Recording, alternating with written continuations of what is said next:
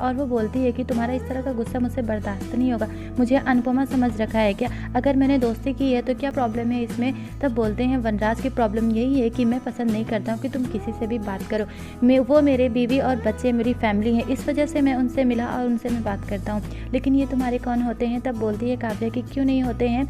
जब तुम्हारी फैमिली तुम्हारे लिए इतनी इम्पोर्टेंट है तो मेरे लिए मेरे दोस्त भी बहुत ही ज़्यादा इम्पोर्टेंट है। बहुत ज़्यादा गुस्सा करते हैं वो एक दूसरे पर और झगड़ा भी हो जाता है और अपने मन में सोचते हैं वनराज कि ये अनुपमा को अभी आना था क्या? और काव्या कहती है कि अनुपमा और नंदिनी दोनों को अभी आना था क्या? अब वो मुझे बस ताने मारती रहेगी, उसे तो एक मौका मिल गया ना नंदिनी को। तब बोलते हैं वनराज की इन दोनों को अभी वहाँ पहुँचना था क्या? 2 दिन बस नहीं हुए हम दोनों के एक साथ रहते हुए, बस दोनों के बीच में झगड़े शुरू हो गए। तभी बोलते हैं वनराज की मेरे बैक में इतना पेन हो रहा था, उसके बाद भी मैं तुम्हें सर्च करते हुए वहाँ तक पहुँच गया। तब काव्या कहती है कि मुझे बर्दाश्त नहीं होता तुम किसी से भी बात करो। तब वनराज कहते हैं मुझे भी यही प्रॉब्लम होती है और तुम समझती क्या हो कि तुम किसी से भी बात कर लोगे और मुझे बर्दाश्त हो जाएगा, मैं तुमसे प्यार करता हूँ काव्या। तब काव्या कहती है मैं भी तुमसे बहुत ही ज़्यादा प्यार करती हूँ भी, इसलिए तो मुझे भी बर्दाश्त नहीं होता है, लेकिन हम दोनों एक दूसरे से इतना प्यार करते हैं तो दोनों लड़ क्यों रहे हैं? तब काव्या आगे कहती है कि वी अगर तुम्हारा प्यार मेरे लिए थोड़ा सा भी कम हो गया या फिर बिल्कुल ख़त्म हो गया ना तो मैं तुम्हें धोखा नहीं दूंगी, मैं तुम्हें बता दूंगी। जब इतना कहकर वहाँ से चली जाती है तब ये वनराज को पुरानी बात याद आती है। अनुपमा क्या बोली थी कि आप इस रिश्ते को कुछ दिन ही निभा लें तो बहुत ही अच्छा है। यहाँ पर जो पाखी है वो बोलती है मम्मी के पास इतने पैसे नहीं थे इसलिए मैंने पापा से कह दिए हैं। तभी बोलते हैं यहाँ पर बापू जी की एक बार पूछ तो लेना चाहिए ना, तो बिल्कुल भी अच्छा नहीं लगता है यहाँ पर अनुपमा को। और तभी बा कहती हैं कि अकड़ वही दिखाए जो अकड़ दिखा सकता है, जब अकड़ लायक है नहीं तो दिखाने की ज़रूरत क्या है। तभी यहाँ पर हंसमुख उन्हें चुप करा देते हैं और बिल्कुल भी अच्छा नहीं लगता है अनुपमा को। और पाखी कहती है मम्मी मुझे पता है कि ये कोर्स जो है बहुत महंगा है, आपके पास पैसे भी नहीं थे इसलिए मैंने कह दिया, पापा है ना वो सब कुछ कर लेंगे। और बोलती हैं लीला कि 80,000 रुपये में तो एक अच्छी खासी गरीब की शादी हो जाएगी। तब पारितोष कहता है कि बा अगर एक नॉर्मल कोर्स भी करने चाहेंगे ना तो इतने पैसे तो लग ही जाते हैं। और यहाँ पर अनुपमा सोचती हैं कि आप मेरे बच्चों को मोहरा मत बनाइए। बापूजी बोलते हैं कि पाखी अगर ऐसा कुछ अगली बार करना हो तो एक बार अपनी माँ से या फिर हमसे ज़रूर पूछ लेना, कुछ फैसले होते हैं जो बड़े ही लें तो ही अच्छा होता है। यहाँ पर वनराज ऑफिस में है और पैसे ट्रांसफ़र करने से पहले उनको याद आता है कि जब अनुपमा का पहला चेक मिला था तो वो कितनी ज़्यादा खुश थी। अब देखना कि मैं इसके आत्मसम्मान को कैसे ठेस पहुँचाता हूँ। क्या बोल रही थी तुम कि मेरे आत्मसम्मान की बात है और तुम्हारे बिना भी ये घर अच्छी तरह से चल सकता है। एक ही दिन में तुम्हारी अकल ठिकाने आ गई। वो जैसे ही पैसे ट्रांसफ़र करते हैं काव्या वहाँ पर होती है, नोटिफिकेशन देख लेती है और उधर से मैसेज आता है थैंक यू। तो काव्या को ऐसा लगता है कि जो अनुपमा के अकाउंट में पैसे आए हैं वो अनुपमा ने ही मंगवाए हैं। यहाँ पर पाखी बोलती है कि mummy I am really sorry, आपके पास इतने पैसे नहीं थे इसलिए मैंने कह दिया। आपकी क्लास अभी बहुत छोटी है ना, तो आगे चलकर आप बहुत ही ज़्यादा अच्छा करने वाली हैं, बहुत सारे पैसे आप कमाएंगे, लेकिन अभी कुछ तो करना पड़ेगा ना। तब बोलती हैं अनुपमा कि मुझे माफ़ कर देना, मैं तुम्हारे लिए कुछ कर नहीं पाई।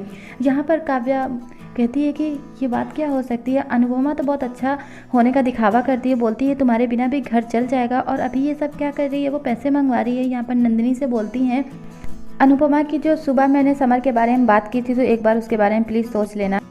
अनुपमा अपनी ऑनलाइन क्लास करी जैसे नंदिनी के घर से बाहर निकल रही होती हैं, सामने आ जाती है काव्या। जब जैसे वो काव्या को देखती हैं उनको पुरानी बातें याद आने लगती हैं।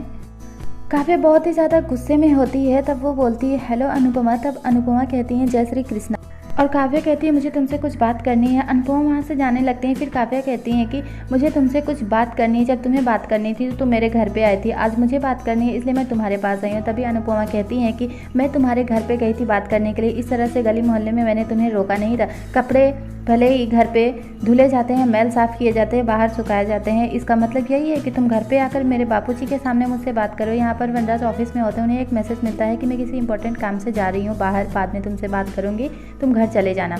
यहाँ पर उनको याद आता है कहीं उस लड़के से मिलने तो नहीं गई है काव्या। तब बोलते नहीं ऐसा नहीं हो सकता, कोई और काम भी हो सकता है। काव्या बहुत ज़्यादा गुस्से में होती है और आकर कहती है कि तुम्हारी हिम्मत कैसे हुई ये सब कुछ करने की, तुम्हें अच्छी तरह से पता है कि तुम्हारा पति अब मेरा है और वनराज तुम्हारे साथ कभी भी खुश नहीं था इसलिए वो मेरे पास आ गया।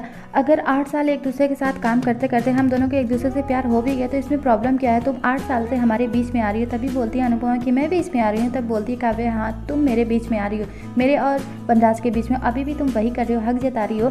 तब बोलती हैं यहाँ पर अनुपमा की हक तो मैंने तब भी नहीं जताया था जब वो मेरे अपने थे।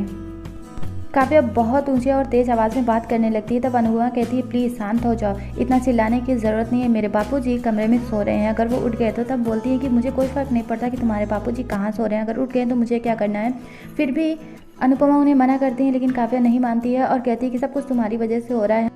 मुझे और वनराज को एक साथ रहते हुए 2 दिन भी नहीं हुआ, तुम्हारी वजह से झगड़े हो रहे हैं। तुम अपने बच्चों का इस्तेमाल कर रही हो वापस से वनराज को पाने के लिए, तुम अपने बा और बापूजी का इस्तेमाल कर रही हो। तुम्हें पैसों की ज़रूरत थी तो तुम अपने मायके से कह देती, या फिर अपने बच्चों का इस्तेमाल किए जा रही हो कि वनराज तुम्हारे पास वापस चला गया। मेरा वनराज है, वो तुम्हारे पास वापस नहीं आएगा, तुम्हें इस बात को समझ लेना चाहिए।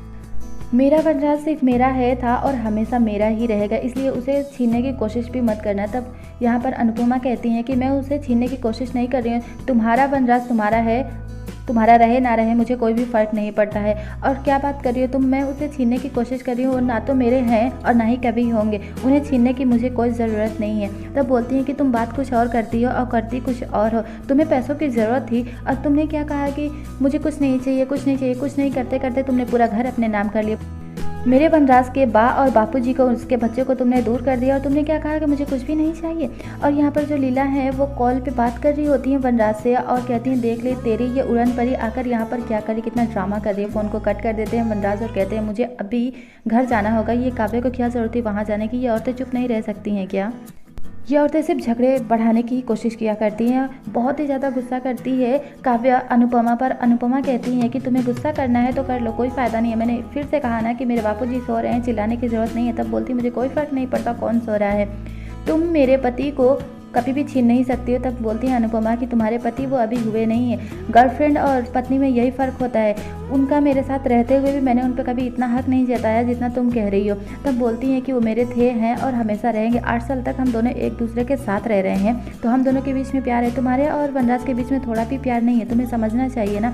तभी बहुत गुस्सा करती है काव्या। तब पहुँच जाती है वहाँ पर लीला और कहती हैं कि मेरी बहू को ताने देने का हक सिर्फ मुझे है और ये मैं हक किसी और को देने वाली नहीं हूँ। तभी बोल देती हैं यहाँ पर अनुपमा कि प्लीज़ बात आप चुप हो जाइए। दोनों के बीच में बहुत ज़्यादा आर्गूमेंट्स हो जाते हैं। लीला जो है अनुपमा को कहती है तू चुप रहे, और लीला काव्या को बहुत ज़्यादा ही सुनाती हैं, बहुत ज़्यादा डांटती हैं और कहती हैं कि तू यहाँ पर आकर ड्रामा करने की कोशिश कर रही है, दोबारा से मेरे घर पे मत आना, तेरी हिम्मत कैसे हुई यहाँ पर आने की। तुझे पता है मंदिर में एक बार मेरी चप्पल चोरी हो गई थी, तो वो चोर लेकर आया मेरे पास और बोला कि मुझे 2 रुपये दे दो, ये मेरा हक है। वही काम तू भी कर रही है, क्योंकि इससे पहले जो काव्या है वो बोलती है कि वनराज पे सिर्फ और सिर्फ मेरा हक है, इसलिए उसे छीनने की कोशिश मत करना। तभी लीला कहती है कि उस चोर को मैंने 2 रुपये नहीं दिए, उसके कान के नीचे मैंने सितार बजा दिए, वही सितार जो है ना मैं तेरे कान के नीचे भी बजा सकती हूँ। तब बोलती है कि इसमें गलती सिर्फ मेरी नहीं है, आपका बेटा भी मेरे साथ है। तब बोलती हैं लीला कि मैंने उसके कान के नीचे सितार बजा दिए हैं, अब तो ज़्यादा बोलेगी ना तो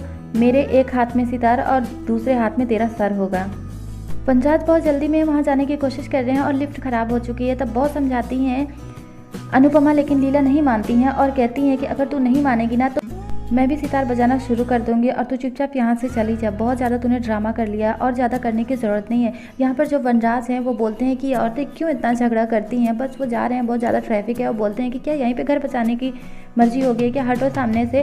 अब यहाँ पर बोलती हैं अनुपमा कि तुम्हें ऐसा लगता है कि तुम्हारे पति हैं तो ठीक है, तुम्हारे पति ही सही, लेकिन गर्लफ्रेंड और पत्नी में बस यही फ़र्क होता है। मैं तो पत्नी हूँ उनकी इतने सालों से, आज तक मैंने कभी भी उनके बच्चों के, उनके फैमिली के बीच में एक भी शब्द नहीं बोला, और तुम इतना कुछ बोले जा रही हो। तभी बोलती है काव्या की बा मैं आपकी इज्जत करती हूँ, इस वजह से मैं आपको कुछ कह नहीं रही हूँ।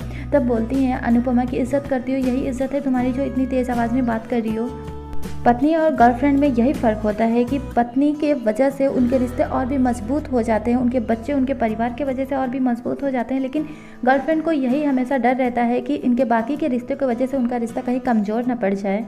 और तुम वनराज से शादी भी कर लोगी ना, तब भी तुम वही रहोगी जो तुम अभी हो। वनराज का रिश्ता मेरे से ख़त्म हो सकता है, इसका मतलब ये नहीं कि पूरे परिवार से उनका रिश्ता ख़त्म हो जाएगा। वो किसी के पिता हैं, किसी के बेटे हैं, तो उनका रिश्ता हमेशा रहेगा। खून का रिश्ता कितना भी बुरा क्यों ना रहता तो हमेशा एक साथ ही। तब काव्या कहती है कि मुझे वनराज की प्रॉपर्टी से प्यार नहीं है, लेकिन वनराज सिर्फ और सिर्फ मेरा है, इसे छीनना मत तुम। तभी वनराज वहाँ पहुँच जाते हैं और बोलते हैं लीला वनराज आज के एपिसोड में बस इतना ही। कल के लिए दिखाया गया है कि वनराज जो है काव्या का हाथ पकड़कर खींचते हुए बाहर लेकर आते हैं और बोलते हैं कि ये मेरा परिवार है, मेरी फैमिली है, इनके लिए मैं कुछ भी कर सकता हूँ, इनके लिए तो मैं तुम्हें भी छोड़ सकता हूँ, इसलिए दोबारा से मेरे परिवार से ऐसी बात करने की कोशिश मत करना। और ये सब कुछ बापूजी देख रहे हैं। यहाँ पर पहुँच जाती है पाखी ऑफिस में और बोलती है, पापा मेरा बर्थडे है, आपके बिना अधूरा है, प्लीज़ आ जाना। यहाँ पर बोलती हैं अनुपमा कि पाखी का बर्थडे बहुत स्पेशल होने वाला है, उसे सारी खुशियाँ मिलेगी, देखना बापूजी। और काव्या बोलती है कि मीठी चटनी और दही बड़े बना लेने से बर्थडे पार्टी नहीं हो जाती है, देखना कि अब मैं क्या करने। पाखी को तो बर्थडे पार्टी मैं दिखाऊंगी कि पार्टी होती कैसी है। तो आप हमें कमेंट्स करके ज़रूर बताइएगा कि आज का और अपकमिंग एपिसोड आप सभी को कैसा लगा। First viewer Akanksha Waldia, Aman Kumar, Harshit, Karuna N, Bhumi Singhania, Prakash Chopra. Thank you.